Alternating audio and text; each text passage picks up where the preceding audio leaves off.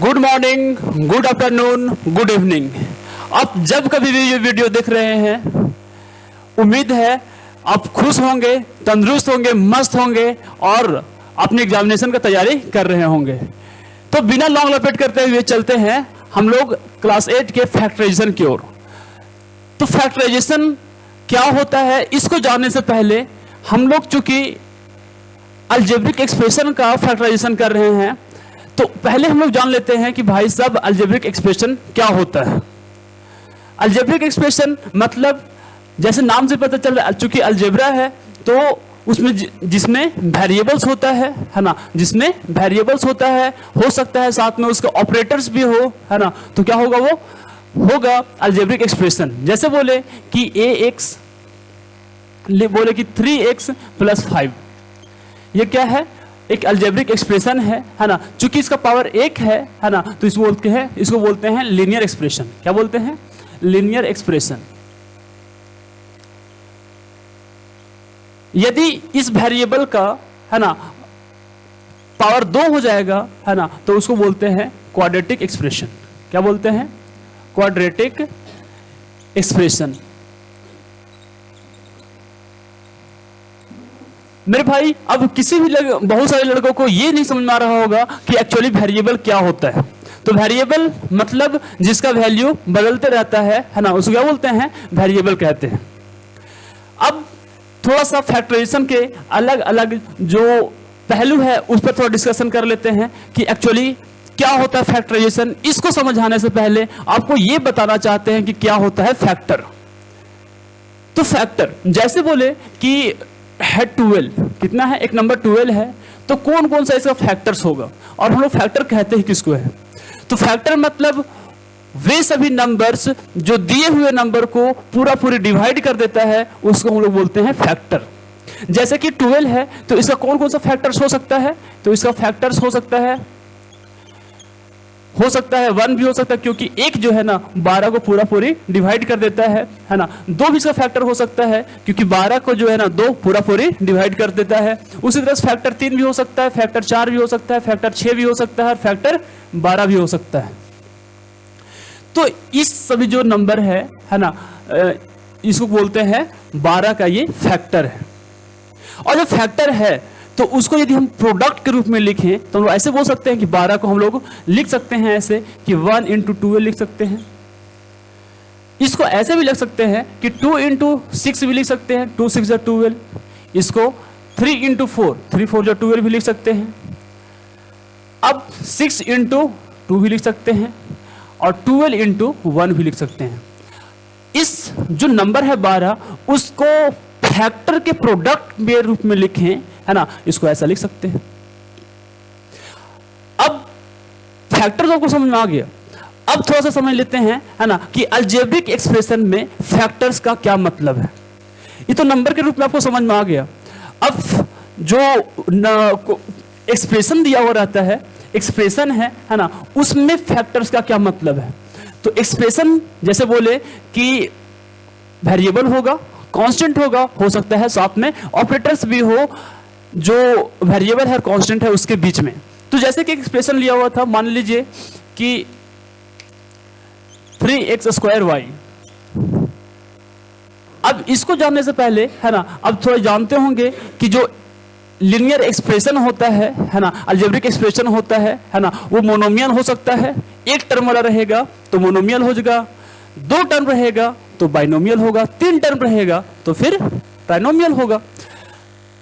तो एक टर्म कहने का मतलब, 2 टर्म कहने का मतलब, 3 टर्म कहने का मतलब क्या होता है? जैसे बोले कि 3x² है ना, इसमें सिर्फ एक ही टर्म है, क्योंकि प्लस और माइनस इसमें नहीं है। यदि बोले कि 3x² + 2x + 5 लिखा हुआ है, तो हम लोग टर्म किसको बोलते हैं, है ना, टर्म कितना है, तो प्लस है, इसके पीछे 1 है, प्लस है, इसके पीछे भी एक टर्म है, प्लस है, इसके पीछे टर्म है। तो प्लस या तो फिर माइनस से जो सेपरेट रहता है, अलग अलग रहता है, वो होता है टर्म। तो प्लस से 2x एक तो टर्म है, और प्लस से एक तो ये टर्म सेपरेट है, तो ये एक तो टर्म कहलाएगा, और एक टर्म ये कहलाएगा, और एक तो टर्म ये कहलाएगा। चूंकि इसमें 3 टर्म है तो ये हो जाएगा ट्राइनोमियल। क्या हो जाएगा? ट्राइनोमियल। उसी तरह से ये हो गया ट्राइनोमियल। यदि दो टर्म रहता है ऐसे कि 2x² प्लस 5, तो प्लस या तो माइनस से जो ऑपरेटर है ना, उससे एक टर्म ये सेपरेट है और एक ये टर्म सेपरेट है। ये हो गया बाइनोमियल। क्या हो गया? बाइनोमियल। और मोनोमियल बोले तो है ना, जो कि उसमें प्लस माइनस नहीं, सिर्फ एक ही टर्म उसमें रहता है, जैसे बोले 3x² यहाँ पे। और यदि इसका बोले फैक्टर कौन कौन है, तो आपने क्लास 7 में पढ़ा होगा फैक्टर्स ट्री। उसी तरह से निकालते हैं कि इसमें फैक्टर जो है ना, सो 3 भी है, इसका फैक्टर 3 भी है ना। फैक्टर x और x गुना कर दिए तो x² को, x² है तो इसको लिख सकते हैं x इंटू x। कैसे? क्योंकि जो गुना रहता है ना, पावर क्या हो जाता है? ऐड हो जाता है। तो x² को x इंटू x लिख सकते हैं, गुना y। तो ये सभी जो है ना, ये सभी उसका क्या है? फैक्टर है। 3 फैक्टर है, x भी फैक्टर है, x भी फैक्टर है, फिर y भी फैक्टर है। तो ये फैक्टर के रूप में लिखा गया, प्रोडक्ट ऑफ फैक्टर्स के रूप में लिखा गया। ये तो था मोनोमियल। अब ये तो फैक्टर को आपको समझ आ गया। अब चलते हैं कि क्या होता है कॉमन फैक्टर। तो कॉमन फैक्टर होने के लिए कम से कम 2 से ज्यादा जो टर्म है वो होना चाहिए। तो मान लीजिए कि एक तो टर्म था 3x² और दूसरा टर्म था है ना 12x² 12x³ z। इसका यदि बात करें है ना, उसका यदि बात करें तो फिर इसका यदि हम लिखें फैक्टर के रूप में, इसका फैक्टर्स लिखें तो पहले 12 का फैक्टर लिखना पड़ेगा। 12 का फैक्टर कैसे लिखेंगे? तो आप क्या करेंगे? फैक्टराइज करेंगे 12 का। 12 कैसे फैक्टराइज करेंगे है ना, तो हो जाएगा 2 6 जा 12, 2 3 जा 6 और 3 1 जा 3। यानी कि इसका फैक्टर आया 2 2 3। इसका फैक्टर 2 इंटू 2 इंटू 3 और फिर x³ का factor x into x into x और z का फैक्टर, तो z खुद एक फैक्टर है। अब बोले कि इन लोग दोनों में जो कॉमन है ना, वो क्या होता है? कॉमन क्या है? तो दो चीज समझिएगा भाई। पहला कि कॉमन फैक्टर और एक होता है ग्रेटेस्ट कॉमन फैक्टर। तो सिर्फ कॉमन का बात करें ना, कॉमन का, तो आप बोल सकते हो है ना कि इसमें भी 3 है। कॉमन मतलब क्या? पहली बात तो यही समझ में नहीं आ रहा होगा लड़का लोग को कि भाई कॉमन क्या बोल रहे हैं। कॉमन हिंदी में बोलते हैं उभयनिष्ठ है ना, और कॉमन के मतलब जो दोनों टर्म में समान है, जो दोनों जो टर्म है, ये टर्म और ये टर्म दोनों में है ना, एक जो टर्म होगा चाहे तो एक से ज्यादा जो टर्म होगा वो दोनों में होगा, वो होता है कॉमन। तो यहां पर कॉमन क्या है? 3 यहां पर भी है और 3 यहां पर भी है, तो कॉमन मिल गया। हम लिख रहे हैं क्या? कॉमन फैक्टर लिख रहे हैं। क्या लिख रहे हैं? Common factor. तो कॉमन फैक्टर जो है ना, सो 3 इसमें भी है, 3 इसमें भी है, तो कॉमन फैक्टर आ गया 3। अब बोले कि x, तो इसमें भी एक है x और इसमें भी x है, तो फैक्टर जो कॉमन हो गया, x भी कॉमन हो गया। क्या हो गया? x भी कॉमन हो गया। अब y है और इसमें भी y नहीं है, तो कॉमन नहीं हुआ। लेकिन यदि हम बोले ग्रेटेस्ट कॉमन फैक्टर बताओ, बड़ा से बड़ा ग्रेटेस्ट कॉमन फैक्टर बताओ, यदि हम यहां लगा दिए ग्रेटेस्ट, कॉमन से ढूंढने बोला था तो 3 भी दोनों में था और x भी दोनों में कॉमन था, ये हो गया कॉमन फैक्टर। लेकिन बोला ग्रेटेस्ट कॉमन फैक्टर बताइए, ग्रेटेस्ट, तो यहां पर यदि ग्रेटेस्ट लगा दिए, ग्रेटेस्ट कॉमन फैक्टर लगा दिए मतलब सबसे बड़ा, तो 3 भी और 3 भी सबसे बड़ा ऐसा नंबर है दोनों में जो कि कॉमन है। लेकिन अब x नहीं होगा क्योंकि x तो कॉमन था ही था, हमको बड़ा बोला था, ग्रेटेस्ट फैक्टर बोला था, तो x तो था ही था, 2 x था, तो यहां पर लिख दिए 2 बार x। 2 बार x कहने का मतलब है ना कि 3x को 1 से गुना करेंगे तो हो जाएगा x²। तो मेरे प्यारे भाई है ना, ग्रेटेस्ट कॉमन फैक्टर आया आपका 3x²। 3x² कहने का मतलब ये हुआ है ना कि ये क्या है? ग्रेटेस्ट कॉमन फैक्टर है ना, सबसे बड़ा फैक्टर है इसमें और इसमें। तो मोनोमियल में तो आपको समझ में आया कि ग्रेटेस्ट कॉमन फैक्टर कैसे निकालते हैं। अब कहां पर है भाई इरेजर?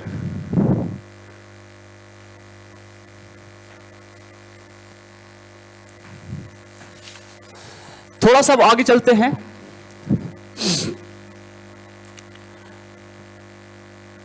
आपको ग्रेटेस्ट कॉमन फैक्टर निकालने के लिए आ गया है ना। तो क्वेश्चन सबसे पहली बात तो यही पूछा जाता है ना, कि ग्रेटेस्ट कॉमन फैक्टर बताइए, है ना, ग्रेटेस्ट कॉमन फैक्टर निकालिए। तो टर्म दिया हुआ है, मान लीजिए कि 3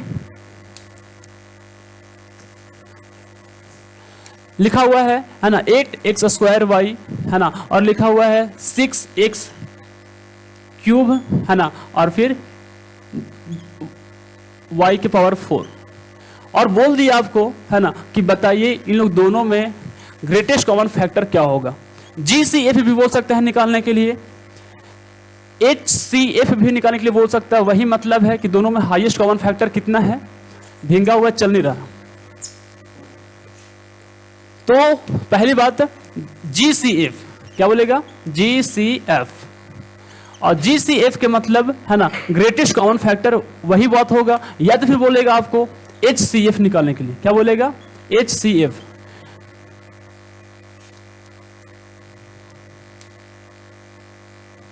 HCF चाहे तो फिर GCF। तो HCF या फिर GCF निकालने के लिए यदि बोलेगा तो हम लोग क्या करेंगे, वही काम करेंगे, है ना, जो दोनों पहले क्या करेंगे, इन लोग इसका फैक्टर्स लिखेंगे, फिर इसका फैक्टर्स लिखेंगे, और जो दोनों में सबसे बड़ा फैक्टर होगा, कॉमन फैक्टर होगा, उसको राइट डाउन करेंगे। तो 8x² का जो फैक्टर्स होगा वो कौन होगा, तो 8 का पहले फैक्टराइज करेंगे, 8 का फैक्टराइजेशन ऐसे करेंगे, 2 4 जा हो गया 8, है ना, और 2 2 जा हो गया 4, और 2 1 जा 2, यानी कि 2 × 2, और x² को फैक्टर बनाएंगे तो हो जाएगा ये x × x। y का फैक्टर y खुद ही होगी।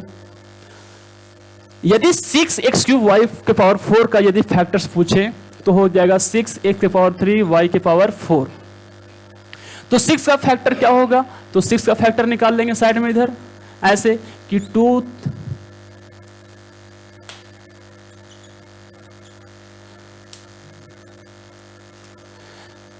6 का फैक्टर निकालेंगे तो हो जाएगा 2 3 जा 6, और 3 1 जा 3, तो 2 × 3, है ना, और x³ मतलब x × x × x, y⁴ मतलब, है ना, y × y × y × y।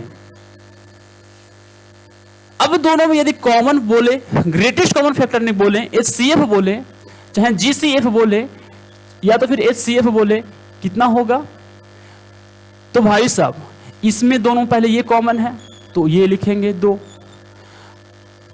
ऊपर में कैमरा में नहीं आ रहा होगा, है ना, तो इसका आंसर हम लिखते हैं यहां पर, यहां पर लिख रहे हैं HCF या तो फिर GCF। और फिर दोनों में क्या है ना, 2 और 2 कॉमन है तो आ गया 2। अब दोनों में और क्या कॉमन है, 3 इसमें है, 3 इसमें नहीं है, गया। अब x भी इसमें है और इसमें भी x है, इसमें भी x है और इसमें भी x है, तो यानी कि x 2 बार। और फिर y इसमें है और इसमें भी एक y है, तो दोनों में क्या कॉमन है, y आ गया। यानी कि सबसे बड़ा जो फैक्टर होगा कॉमन दोनों में वो होगा 2x² y, that is your HCF या तो फिर GCF। तो ये तो समझ आ गया, है ना, कि GCF कैसे निकाला जाता है। अब भाई साहब, है ना, समझ लेते हैं, चूंकि पूरा का पूरा चीज आपको बता दिया, है ना, लेकिन एक चीज जो कि अभी तक आपको अच्छे से नहीं समझ में आया होगा कि आखिर भाई हम लोग फैक्टराइजेशन कहते किसको है।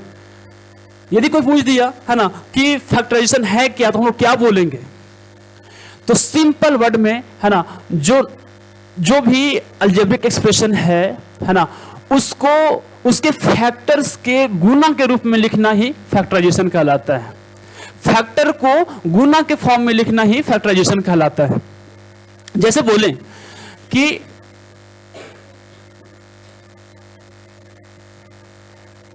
3x² y है तो उसको लिख सकते हैं 3x × x × x × y है। तो ये वो जो गुना के रूप में लिखे हैं, है ना, ये क्या कहलाता है, फैक्टराइजेशन कहलाता है। सिंपल से इतना ही।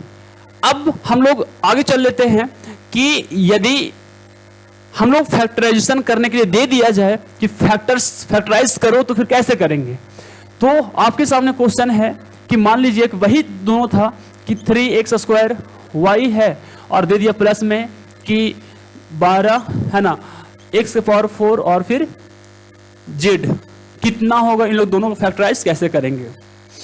तो सबसे पहले जो इन लोग दोनों में ग्रेटेस्ट कॉमन फैक्टर होता है ना, उसको लिखते हैं साइड में, उसको निकाल देते हैं बाहर, कॉमन निकाल देते हैं। तो भाई साहब अब ये 3 है और 12 है, आपको समझ में आया होगा है ना कि 3 और 12 का है ना जो GCF होगा, HCF होगा, कितना होगा। आप नहीं जानते हो तो ऐसे कर देख सकते हो कि 3 है इंटू x है इंटू y है, प्लस 12 को ऐसे फैक्टराइज करेंगे साइड में लिख करके ऐसे 12, तो 2 6 जा 12, 2 3 जा 6 ऐसा, तो 2 इंटू 2 इंटू 3 और प्लस x के पावर 4 है, मतलब सब के बीच में क्या होगा, गुना होगा, x into x into x into x है ना, और इंटू लास्ट में है z। तो सबसे पहले जो GCF है उसको लिखते हैं बाहर, 3 इसमें भी है 3 इसमें भी है, 3 लिख देंगे बाहर। अब x इसमें भी है x इसमें भी है, चूंकि HCF है ग्रेटेस्ट वाला कॉमन फैक्टर बाहर लिखते हैं, तो इसमें भी x 2 बार है, इसमें भी x 2 बार है, तो x 2 बार यानी कि x स्क्वायर। आप x इंटू एक्स भी लिख सकते हैं है ना, समझने के लिए आप x इंटू एक्स ही लिखिए। चलिए ये हो गया, कॉमन लिख दिए। अब क्या बच गया, ये जो टर्म है उसमें 3 भी कॉमन आ चुका है, x भी और x भी कॉमन आ चुका है, सिर्फ बच गया y, तो y लिख देंगे अंदर। आगे प्लस है तो प्लस 3 x स्क्वायर बाहर आ चुका है, 3x इंटू एक्स बाहर आ गया है, जो बाकी बच गया सब लिख देंगे। क्या अब बच गया 2 into 2 4 x into x x square और फिर z, यानी कि 4 2 2 जा 4, या फिर पूरा लिख दो यहाँ पर कि 2 इंटू 2 बच गया और into x into x into z बच गया। अब इसको थोड़ा सा अरेंज करके लिख दीजिए, तो 3x स्क्वायर हो गया और अंदर में बच गया y प्लस 2 2 जा 4 और फिर x स्क्वायर z। ये आपको है ना फैक्टराइजेशन के रूप में लिख सकते हैं। यहां पर क्या है कि ये जो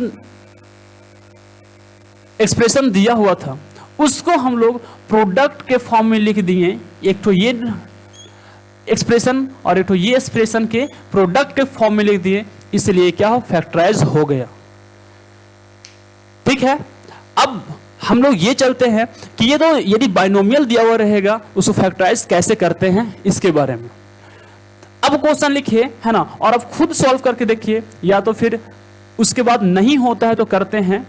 चलिए आगे, जैसे कि बोले कि टर्म है 18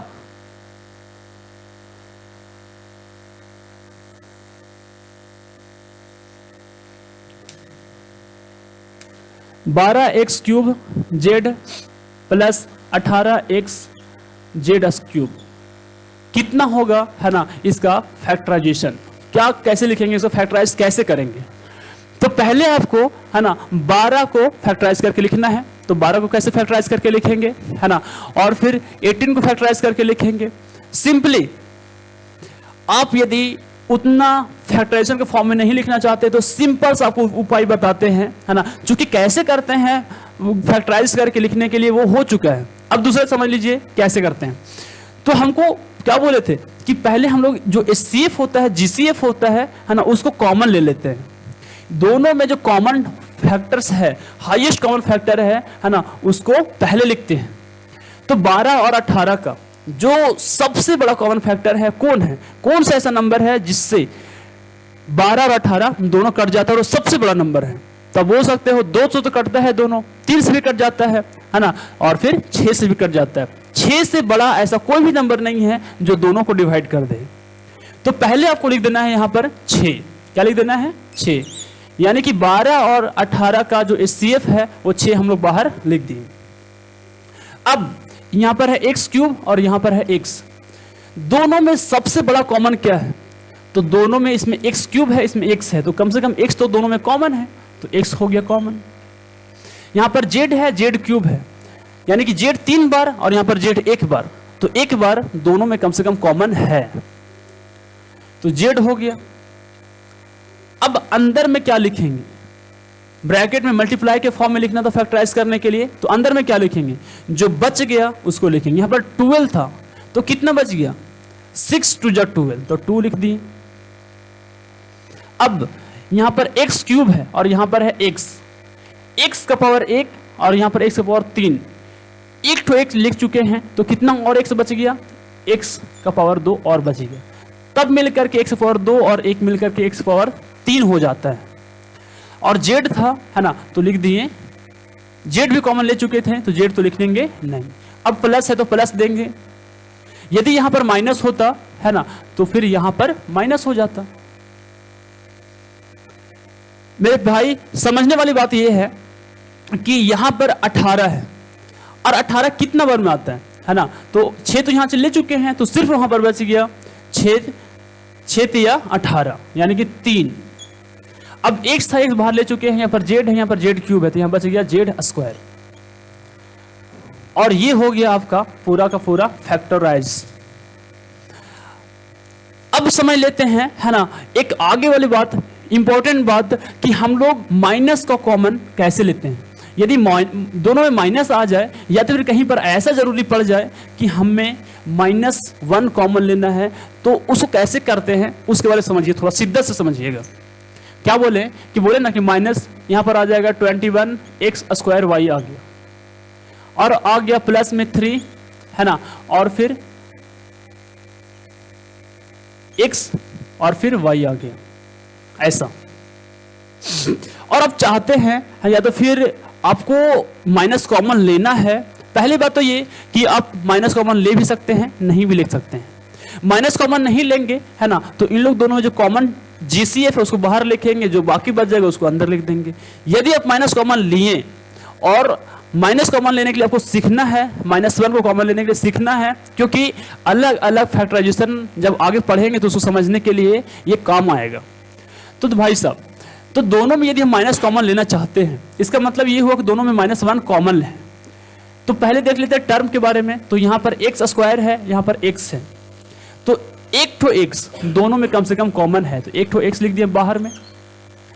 y यहां पर भी है, y यहां पर भी है, दोनों में y है तो y भी कॉमन हो गया। अब चाहते हैं कि माइनस भी कॉमन ले लें और अंदर में क्या बचेगा, तो अंदर वाला जो भी लिखेंगे उसका साइन बदल जाता है, उसका साइन क्या हो जाता है, बदल जाता है। तो यहां पर था कितना बच गया, 21 था, लेकिन नंबर भी तो कॉमन आएगा। 21 है और 3 है, वो 21 और 3 कौन सा ऐसा टेबल है जिसमें दोनों आ जाता है, सबसे बड़ा टेबल।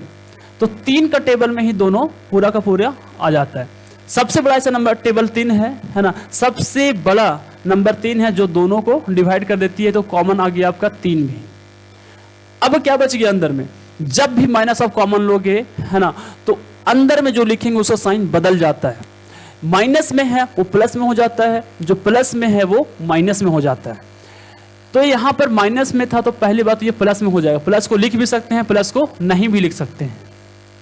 तो 3 से 1 जा हो गया 21, है ना, 21 था यहां पर और यहां पर ली है कॉमन 3, तो 3 से 1 जा 21, 7 लिखना पड़ेगा, लिख दिए 7।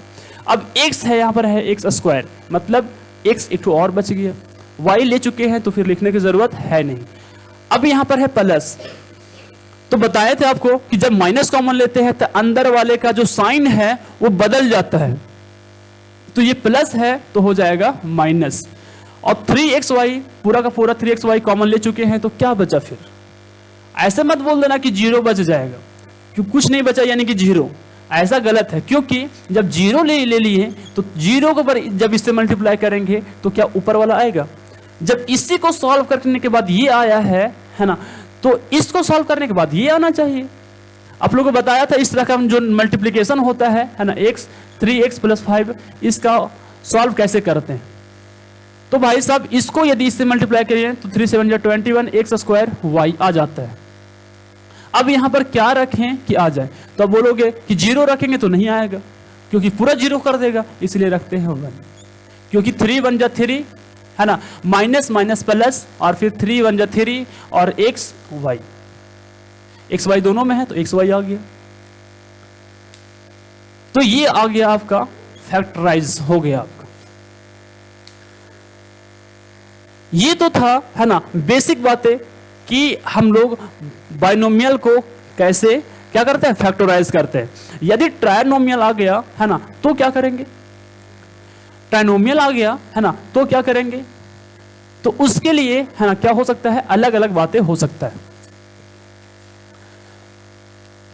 तो पहला बात, यदि ट्राइनोमियल ऐसा आ जाए है ना कि जो कि तीनों में कुछ ना कुछ कॉमन हो, जैसे बोले कि 5x² है प्लस 3x है और फिर जो है ना 15 है, 9x 9 है। अब बोले कि इसको फैक्टराइज कीजिए, इसको क्या कीजिए, फैक्टराइज कीजिए। तो आपको दिखना है पहले यही कि तीनों में क्या कॉमन है, तीनों में क्या कॉमन है। तो आप देखोगे कि 15, 3 और फिर 9, क्योंकि वेरिएबल जो x है वो तीनों में तो है नहीं कॉमन, तीनों में कॉमन नहीं है तो उसको कॉमन नहीं ले सकते हैं, यानी कि उसको फैक्टर्स के रूप में इधर पहले नहीं लिख सकते हैं, कॉमन फैक्टर के रूप में नहीं लिख सकते हैं। तो तीनों जो है ना सो 3 से कट रहे हैं, तो 3 आ गया कॉमन, जो बाकी बच गया है ना उसको लिख देंगे अंदर। तो बाकी क्या बच गया, 3, 5 जब 15 और x², प्लस है तो प्लस 3 1 जा 3 1 आया है ना, और x है तो x और प्लस 3 3 जा 9। तो ये आपका आ गया फैक्टराइज हो गया।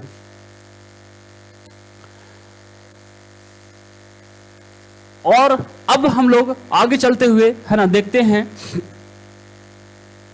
कि फॉर्मूला के बेसिस पर या तो फिर कोई और जो अलग अलग फॉर्मूला होता है ना, उसके बेसिस पर कैसे फैक्टराइज किया जाता है उसके बारे में। तो यदि ये फॉर्मूला दे दिया जाए आपको कि x² minus y² equal to होता है x प्लस वाई और होता है x माइनस वाई, इस बेसिस पर है ना, चूंकि ये नंबर है और ये फैक्टर के फॉर्म में है, इस पर क्वेश्चन कैसे पूछा जाता है इसके बारे में समझते हैं। तो भाई है ना, यदि ऐसे लिखा हुआ कहीं हो कि लिखा हुआ है ना 9y² और लिखा हुआ है -4, अब वो आपको बोल दे कि बताइए इसका फैक्टराइजेशन कितना होगा, तो ये जो नंबर है ना वो इसके फॉर्म में है, क्योंकि इसको 3y का होल स्क्वायर लिख सकते हैं है ना, और इसको 2 का स्क्वायर के फॉर्म में लिख सकते हैं। तो जब कभी भी ऐसा आपको एक्सप्रेशन मिले जहां पर a² और b² के फॉर्म में आए, तो आपको इस तरह से फैक्टराइज करना है। कैसे, तो पहले होता है x², क्या होता है x², तो पहले इसको x² के फॉर्म में लिखना पड़ेगा। तो 9 तो स्क्वायर के फॉर्म में है नहीं, तो 9 को स्क्वायर नंबर के फॉर्म में लिखना पड़ेगा। तो 9 का स्क्वायर क्या होता है 3, और y का स्क्वायर माइनस तो माइनस, 4 किसका स्क्वायर नंबर है, 4 2 का स्क्वायर है, 2 का स्क्वायर हो गया 4। अब यदि इसको फैक्टराइज कर रहे तो कैसे करेंगे, क्योंकि a² माइनस b² के फॉर्म पे आ गया है ना, जहां पर ये वाला a² माइनस b² बोलो चाहे x² माइनस y² बोलो, एक ही बात है। जहां पर x जो है ना सो कितना है 3y है, और जो y है वो कितना है 2 है, तो ये 2 का स्क्वायर हो गया और ये 3y का स्क्वायर हो गया। x² माइनस y² का फॉर्मूला क्या होता है, होता है x प्लस y, मतलब x कितना है 3y है, तो 3y लिखेंगे पहले, प्लस होता है बीच में तो प्लस देंगे, और फिर y कितना है, y है 2, तो 2 लिख दिए। आगे यहां पर होता है x माइनस y, x मतलब शुरुआत वाला है ना, 3y लिखेंगे, और फिर बीच में है माइनस तो माइनस दिए, और y कितना है 2, तो यहां फिर 2 लिखें। ये हो गया आपका फैक्टराइज।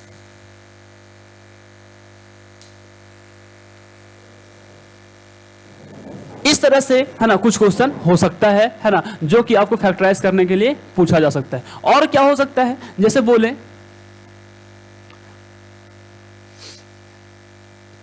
कि 25 है ना y² है और माइनस है 1। अब बताइए इसका फैक्टराइज कितना होगा, फैक्टराइजेशन कितना होगा, कितना आएगा है ना। तो पहले इसको इसी के फॉर्म में सेटअप करेंगे है ना, कि a² माइनस b² के फॉर्म में लाएंगे है ना। जब वैसा लाएंगे तो क्या होगा, तो 25 को आप क्या लिख सकते हैं 5 लिख सकते हैं, 5 का स्क्वायर है ये 25, y किसका स्क्वायर है y का स्क्वायर, तो 5y का होल स्क्वायर लिख सकते हैं। -1 जो है ना 1 किसका स्क्वायर है, 1 जो है ना सो खुद 1 का ही स्क्वायर है। अरे देखो रुचि क्या कर रही है, देखो ठीक है ना। तो ये आ गया ए स्क्वायर और ये हो गया बी स्क्वायर, ठीक है ना, ए स्क्वायर और बी स्क्वायर। अब ये जो है ना, सो ए स्क्वायर माइनस बी स्क्वायर है तो फॉर्म में इसके फॉर्म में लिखेंगे, तो एक्स प्लस वाई और एक्स माइनस वाई, इसका फॉर्म ये समझ लो कि एक्स स्क्वायर है और ये समझ लो क्या है, वाई स्क्वायर है, ठीक है ना। तो इसका फॉर्मूला क्या होता है X square minus Y square का फॉर्मूला एक्स प्लस वाई और एक्स माइनस वाई। तो एक्स प्लस वाई मतलब 5y और प्लस में हो गया 1 और फिर x माइनस वाई यानी 5y माइनस 1। इस तरह से हो सकता है, इस तरह से सेटअप हो सकता है, फैक्टराइज कर सकते हैं इस तरह के फॉर्मूला में। लेकिन यदि यहां पर ऐसा आ जाए, थोड़ा सा चेंज करते हैं, है ना, और आपको बताते हैं कि कैसे होगा। यदि यहां पर स्क्वायर नंबर नहीं आया तो क्या होगा। यदि स्क्वायर नंबर नहीं आया तो आपको बताते, मान लीजिए कि 3 है, ये किसी का स्क्वायर नंबर नहीं है, लेकिन 3 को हम लोग ऐसा लिख सकते हैं √3 इंटू √3, यानी कि 3 को हम लोग √3 के होल स्क्वायर के फॉर्म में लिख सकते हैं, सेट करके बना सकते हैं, ठीक है। तो ये था ऐसा। अब समझ लेते हैं थोड़ा सा आगे।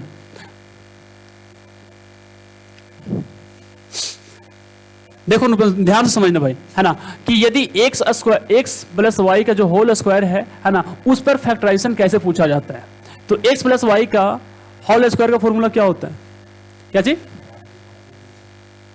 जाए दो, एक्स प्लस वाई का होल स्क्वायर है तो इसका फॉर्मूला क्या होता है, एक्स स्क्वायर, है ना, और प्लस होता है 2xy और प्लस होता है बी स्क्वायर मतलब वाई स्क्वायर।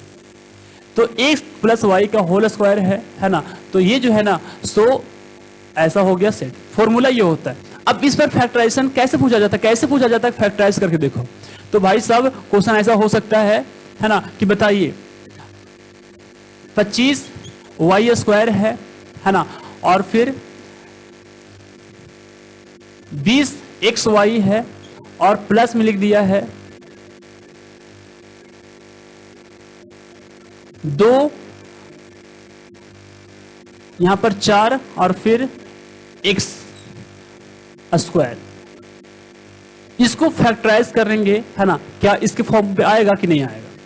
मतलब इसको क्या करना है, फैक्टराइज करना है, फैक्टराइज करना है ना। तो पहले चूंकि यहां पर देख रहे हैं कि ए स्क्वायर के फॉर्म में ये है और ये वाला बी स्क्वायर के फॉर्म में है, और यहां पर ये 2ab के फॉर्म में है। जब तीन टर्म आए, है ना, और फिर उसमें तीनों में कोई कॉमन नंबर आ रहा हो, है ना, तो आप a प्लस बी का होल स्क्वायर का फॉर्मूला लगाकर सेटअप करके देख सकते हैं, a माइनस बी के होल स्क्वायर का फॉर्मूला को सेटअप करके देख सकते हैं।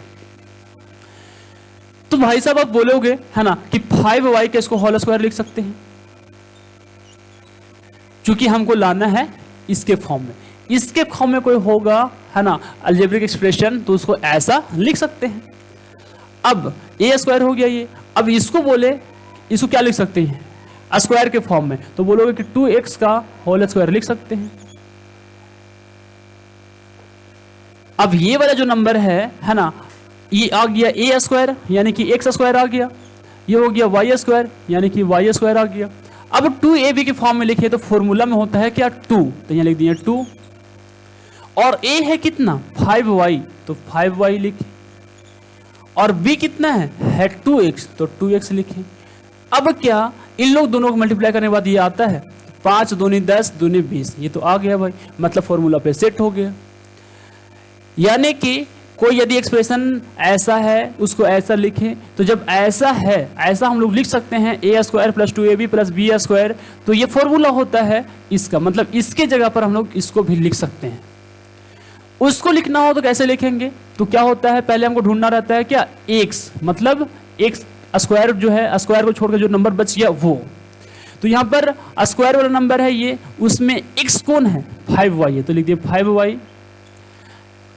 2ab यदि प्लस में रहेगा तो यहां पर होता है प्लस, 2ab यदि माइनस में हो जाएगा तो x माइनस वाई का होल स्क्वायर, तो यहां पर प्लस में आया तो इसलिए प्लस है, और y है, y मतलब, है ना, ये y का स्क्वायर के फॉर्म में है, तो y के मतलब कितना है यहाँ पर 2x, तो यहां पर लिख दिए 2x। अब उप दोनों होता है स्क्वायर, तो स्क्वायर, क्योंकि x प्लस वाई का जो होल स्क्वायर होता है इसको इस फॉर्म में लिखें तो इसको इस फॉर्म में लिख सकते हैं। अब थोड़ी सी आगे है ना, इसी फॉर्मूला पर क्या क्वेश्चन हो सकता है और भी है ना, उसके बारे में थोड़ा सा डिस्कशन करते हैं। तो मेरे भाई ऐसा भी हो सकता है कि लिखें 16x स्क्वायर लिखें, 16x स्क्वायर लिखें है ना, और फिर लिखें कि 8x y लिखें और फिर लिखें प्लस 2, मान लीजिए लिखे 4, तो फिर क्या होगा, तो फिर क्या होगा, तो फिर वैसे ही फैक्टराइज करेंगे है ना। 16x स्क्वायर और 4y स्क्वायर, हमको देखना है क्या, ढूंढना है क्या, a स्क्वायर और b स्क्वायर। उसके बाद फिर 2ab को सेट कर देंगे, तो x स्क्वायर और y स्क्वायर, a स्क्वायर मतलब 4x बोल सकते हैं, 4x का होल स्क्वायर है, और फिर ये हो गया a स्क्वायर, और b स्क्वायर मतलब बोल सकते हैं 2y का ये होल स्क्वायर है। अब इसको बोले तो हम फॉर्मूला में क्या होता है, 2ab होता है, तो समझ फॉर्मूला वाला हो गया 2, और a मतलब है 4x और b मतलब है यहां पर कितना 2, तो यहां लिखेंगे 2y, यहां पर होना चाहिए था 16। तो इसको फैक्टराइज के ऐसा लिख दिया, सेटअप किया फॉर्मूला पे, जब फॉर्मूला पे सेटअप किए तो ये आ गया a स्क्वायर और हो गया 2ab और हो गया ये b स्क्वायर। 2 ये 2 हो गया और a है कितना 4x, तो a हो गया, और फॉर्मूला में b है कितना 2y, b कितना है 2y है, ये वाला b की जगह पर है, तो a square plus 2ab plus b square है, तो इसको हम लोग लिख सकते हैं x प्लस वाई का whole square, x a plus b के होल स्क्वायर के रूप में लिख सकते हैं। a कितना है 4x है और b कितना है 2y है, इसके बीच में प्लस और दोनों को होल स्क्वायर। अब अगले फैक्टराइजेशन में जो टाइप है ना, उसको चलेंगे अगले वीडियो में। तब तक के लिए जय हिंद, वंदे मातरम, गुड बाय।